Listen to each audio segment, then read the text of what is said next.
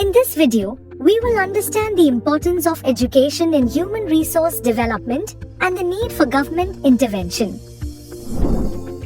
Education is vital for human resource development, encompassing teaching, training, and learning, particularly in schools and colleges.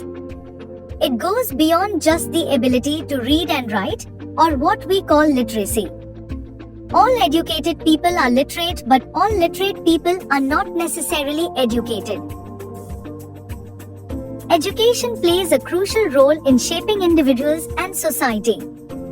However, education in India, with a literacy rate of only 74.04% as per the census of 2011, lags behind global standards compared to 90 to 95% in developed countries.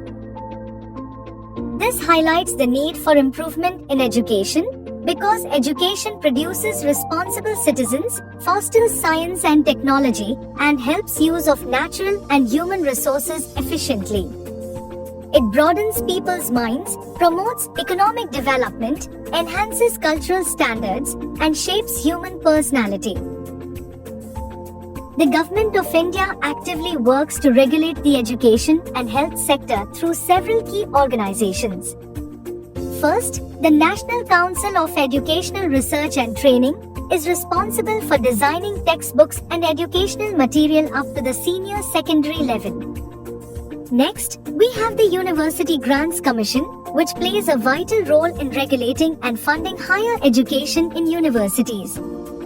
Then we have the All India Council of Technical Education, which ensures that standards and regulations in technical and engineering education are followed. Finally, the Indian Council for Medical Research governs medical education and research, ensuring excellence in the health sector. There are several key reasons why government intervention is essential. First, education and health sectors require huge investment involving high fixed costs. Second, it is difficult for private investors to invest in education and health sectors without charging high price proportional to the cost. Third, in a country like ours, most people cannot afford expensive services of education and health. Fourth, standardization of these services also requires government intervention. Consumers are often unaware of the quality and cost of these services, leaving room for private providers to exploit the situation.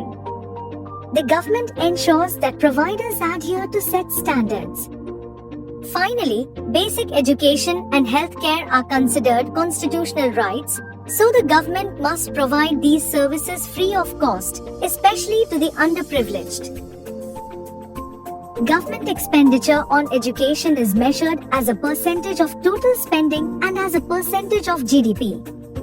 The 1964-66 Education Commission recommended 6% of GDP for educational growth.